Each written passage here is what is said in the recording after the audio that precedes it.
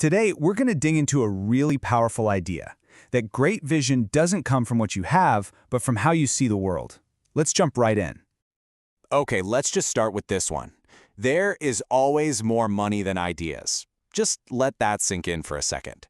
It completely flips the script on what most of us think is the biggest barrier to getting started.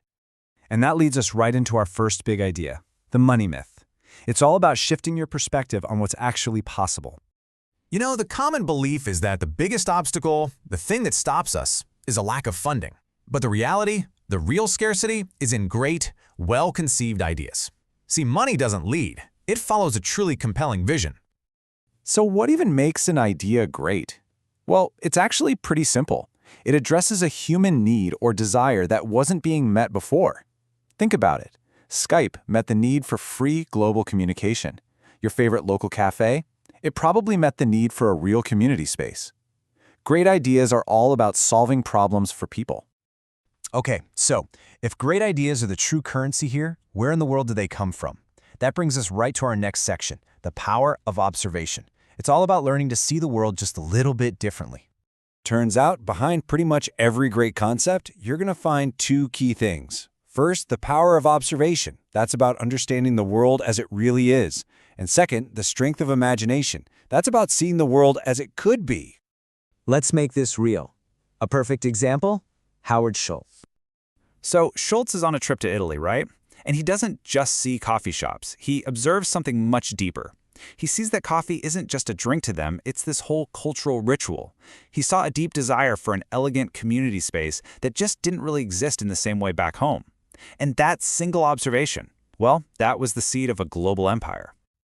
All right, so how can you actually develop this skill for yourself? Well, let's talk about the 21-day habit, a simple way to turn everyday scrutiny into a powerful skill.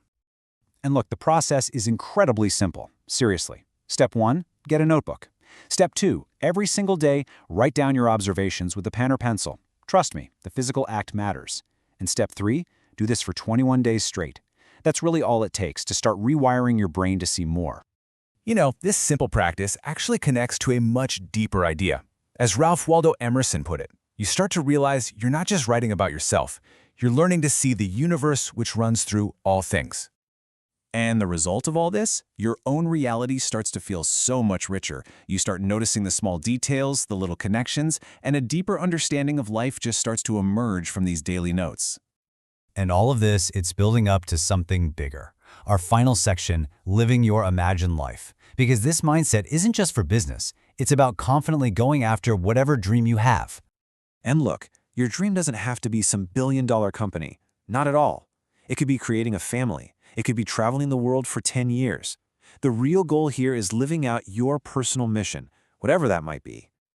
Henry David Thoreau just nailed this when he said, if one advances confidently in the direction of his dreams, he will meet with a success unexpected in common hours. When you boil it all down, it really comes to this: learning to believe in yourself, believing in your own observations and your own vision. It's all about having the courage to take that leap of faith into the life you've imagined.